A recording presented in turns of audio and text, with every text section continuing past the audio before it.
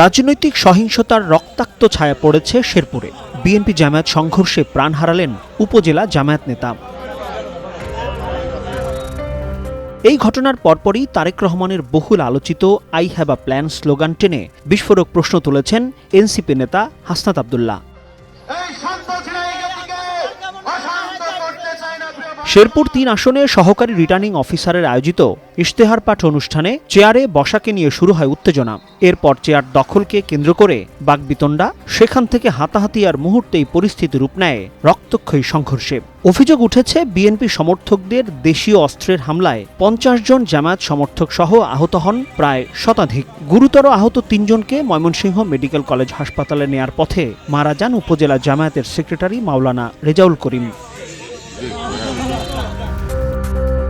এই ঘটনার পর সামাজিক যোগাযোগ মাধ্যমে নিজেদের ভেরিফাইড ফেসবুক পেজে কড়া ভাষায় প্রতিক্রিয়া জানান জাতীয় নাগরিক পার্টির দক্ষিণাঞ্চলের মুখ্য সংগঠক হাসনাত আব্দুল্লাহ। তারেক রহমানের আই হ্যাভ আ প্ল্যান প্রসঙ্গ টেনে কুমিল্লা ৪ আসনে এনসিপির এই সংসদ সদস্য প্রার্থী প্রশ্ন করেন, নিজের নেতাকর্মীদের মানুষ খুন থেকে দূরে রাখার কোনো পরিকল্পনা আছে কিনা। তার ভাষায়, মানুষই যদি নিরাপদ না থাকে তাহলে ফ্যামিলি কার্ড বা কৃষক কার্ড দিয়ে কি হবে।